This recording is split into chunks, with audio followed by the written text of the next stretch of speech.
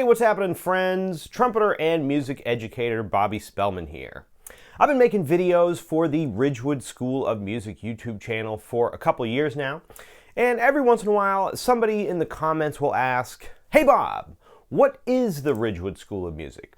So today I thought I would take a little time to give you a little bit more information about what we do here at the Ridgewood School of Music, as well as a little bit about our origins and my own background as a player and as a teacher. On this exciting episode of... I guess we don't really have a theme song for this one. It wouldn't make a lot of sense to put this episode in with other regular shows like Trumpet with Bob or Theory with Bob. So we're just going to dive right in. The Ridgewood School of Music is a team of music educators based here in Ridgewood, Queens, New York City. We offer private in-person lessons in Brooklyn, Queens, and Manhattan, as well as online lessons to students from around the world, thanks to the magic of modern technology. The Ridgewood School of Music was founded a couple of years ago by myself and my wife, woodwind doubler Emily Pecoraro. Hi, everyone. And since then, we have been happy to be able to expand the family to include a small but mighty team of amazing music educators specializing in many different musical instruments and musical styles.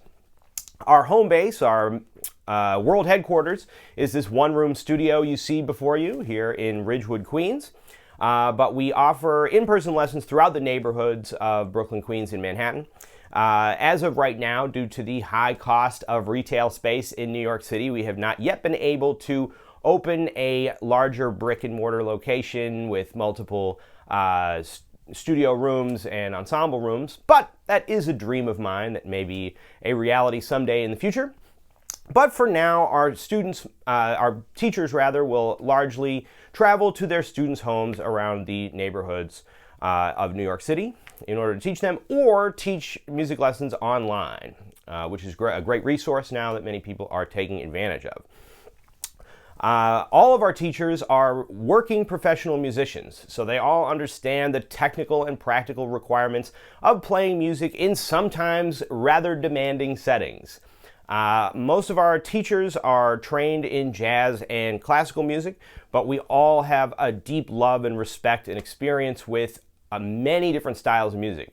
We love many different styles of music, we play many different styles of music, and our goal is always to prioritize the styles of music that are most interesting to our students. Above all, our goal is to be able to foster a creative and fulfilling relationship with music in each of our students and bring them into the musical world in a way that will really excite them and reinforce their own personal love for the music. So we're always trying to cater to the needs of the individual music student and try to help them to develop their own individual musical voice and really pursue the path that is most exciting for them. All right, so how did we get here? Well, in order to tell that story, we're going to have to go back in time. I grew up in a small town north of Boston called West Newbury, Massachusetts, famous for one of the nation's first comb factories and as being the hometown of professional wrestler John Cena. I grew up in a creative household. My dad is an amateur and occasionally professional jazz and rock and roll drummer. Here is a photo of him playing with Chuck Berry. And my mother is an abstract artist. You can see some of her paintings floating around the studio in some of these videos. I was exposed to many different styles of music from a young age, including jazz, blues, soul, Motown, calypso, and rock and roll. And I started off playing drums and percussion from as early as I can remember. When I was in elementary school, I picked up the trumpet, and when I got to high school, I started studying jazz theory and improvisation with saxophonist and composer David Schumacher. Right around the age of 16, I started getting calls from some of the parents in the neighborhood who had young elementary school students who were starting to pick up brass instruments, trumpet and trombone, French horn, and whatnot. And they would ask me if I would be able to teach them lessons, knowing that I played the trumpet and also knowing that there were not very many trumpet teachers around in the area. The next closest professional trumpet teacher was probably a 30-minute drive away. So all of a sudden I started getting calls to teach these elementary school students, and that became my job in high school. And that became the beginning of a real interest and love in trying to find the different creative ways of helping people to start off playing the trumpet and to get a sense for what they can do in order to pick up the trumpet fairly quickly. So that's been a lot of fun. That's been almost a lifetime passion of mine to try to figure out different ways of thinking about brass instruments and music generally and trying to convey that to people. At about the same time, my friends and I also started an improvisational rock band, and we would book shows around the area, and we really learned a lot just playing music with one another and trying different things out, doing experiments and putting our own shows together. It was super DIY, as DIY as it gets, but I always recommend to all my students that whenever they get a chance, start a band with their friends, because there's no better way to learn how to play music than really trying to get in there and figure it out for yourself. I also had the opportunity at this time to travel into Boston regularly to check out the vibrant and eclectic Boston jazz scene. Sometimes the Boston jazz scene can be overlooked, but it's really a fascinating scene because all the musicians in Boston are involved in many eclectic styles of music, and there's really a big emphasis on not only free music, but inside-outside playing. So I was able to check out musicians like George Garzone and the Fringe, as well as the Either Orchestra and a number of other amazing Boston bands. When I went to college, I wasn't sure if I wanted to fully embrace the sometimes treacherous and financially precarious life of the musician, so I started a degree in the liberal arts. I chose a field that is possibly the only thing that is more financially precarious than music, which is philosophy. But I really enjoyed it, so I went to Ithaca College, studied philosophy, kept playing a lot. Not long after that, I succumbed to my debilitating music addiction, and I transferred over to Berklee College of Music in Boston for 2 semesters. I loved being at Berklee. I loved playing music all the time. But after a couple of semesters, I decided ultimately that it would be a wise choice to get a liberal arts degree first before getting a music degree, in the event that someday I decided that I didn't want to pursue the life of music full time and I wanted to have other options. Now, here we are, almost 2 decades later, and I'm still going strong, so I think I'm going to continue on this life of music. I've been enjoying myself. But that was my decision-making process. Went back to Ithaca, played a lot. Some friends of mine and I started kind of a Afrobeat fusion band called Big Mean Sound Machine. I toured with Big Mean Sound Machine across the Northeast and down the East Coast, down to Florida, from about 2009 to 2015 or 16. And that experience gave me the opportunity to really find my voice as a composer, writing 3- and 4-part horn parts for this kind of music. And it also taught me a lot about the possibilities in creatively improvising over often just one-chord modal vamps and things like that, night after night. So it gave me the opportunity to really find different ways of being creative, and I really loved that music, and it was great playing for different crowds of people all over the country. At the same time, I was also in Ithaca studying with the great trumpeter Walter White, who has played lead trumpet in many different outfits, famously played with Maynard Ferguson, and he taught me a lot about the trumpet and shaped some of my ideas about long tones and things of that nature. So after I graduated with a philosophy degree from Ithaca College, I went to New England Conservatory for my master's in jazz trumpet. And there I was able to study with John McNeil and Jerry Bergonzi. I studied the leading chromatic concept with Ben Schwendener. I also had the opportunity to be involved in ensembles with bassist Dave Holland, as well as drummer Rock Alam, Bob Moses, and the guitarist Joe Morris. Taught me a lot about free music and the possibilities of different styles in free jazz and things of that nature. That was a really amazing experience. Being at New England Conservatory taught me a lot about music. One thing that you can take from this tale is that you don't have to go to undergrad for music to go to grad school for music.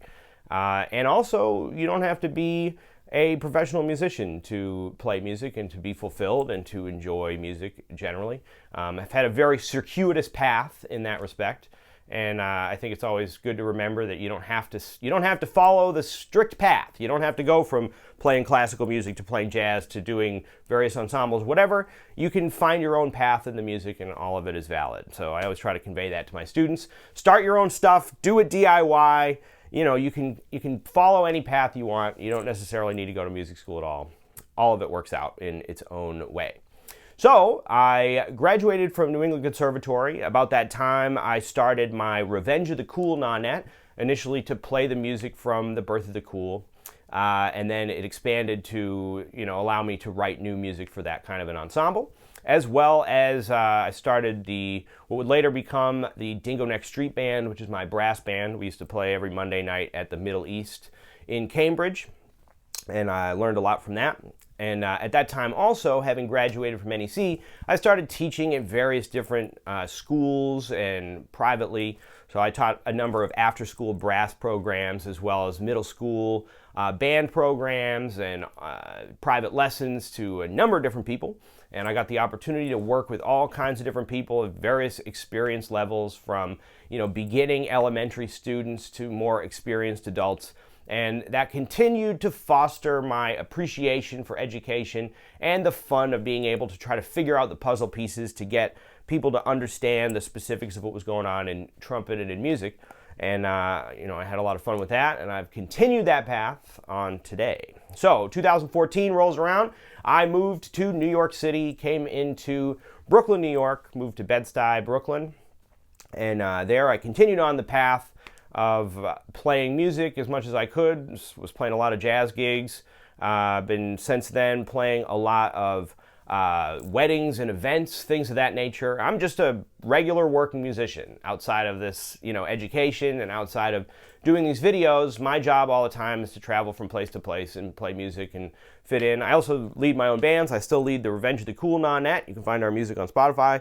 I still lead Dingo Neck Street Band. I also have a fusion band called the Voodoo Club. We're going to be putting out some music this fall, and all that's a lot of fun. And at the same time, I've been playing with a number of different groups, including, for example, the Ed Palermo Big Band. We play once a month at the Iridium in New York and up at the Falcon in Marlborough, New York. And I've also had the opportunity many, many times to play with the Temptations and the Four Tops when they come to the Northeast. That's always a lot of fun. I grew up with that music, and I love playing that. So I've played with reggae bands, including John Brown's Body and Giant Panda Gorilla Dub Squad. I've played so many different kinds of music, styles of music, and it's all really exciting to me, and it's a lot of fun. So I'll continue on that path, playing all kinds of different styles of music, trying to put myself into these different circumstances. And all the time, I'm always thinking as I'm playing, how can I convey this to my students? What is practical that can be taken from these different kind of musical settings that I can use to improve my abilities as a music educator?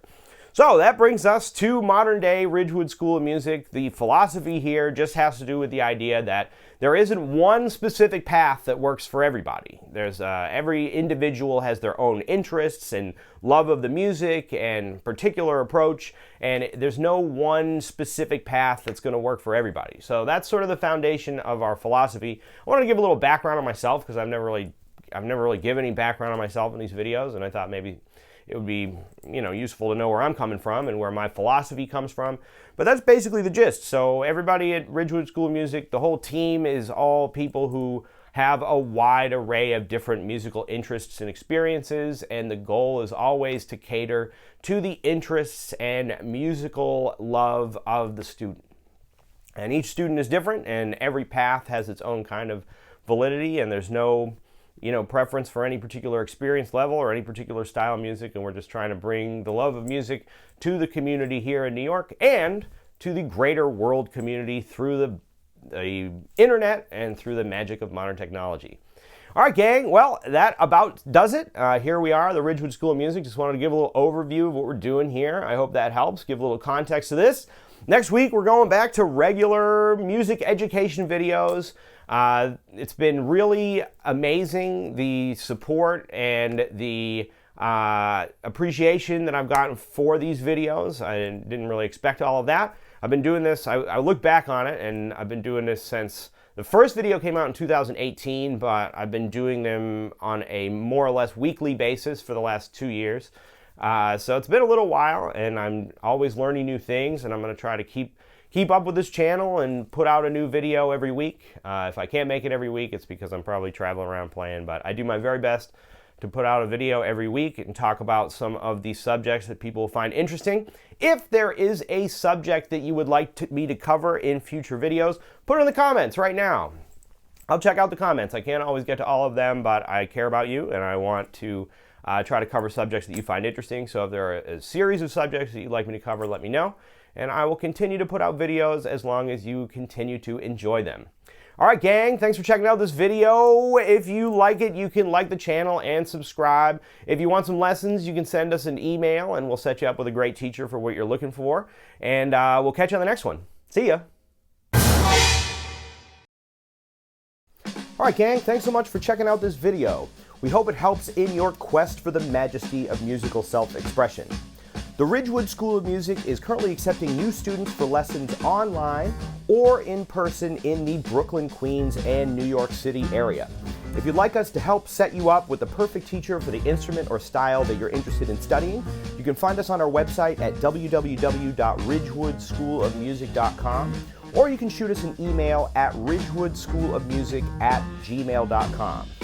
If you enjoyed this video and you would like to support the creation of new videos like this one, you can find us on our Patreon at patreon.com/Ridgewood School of Music.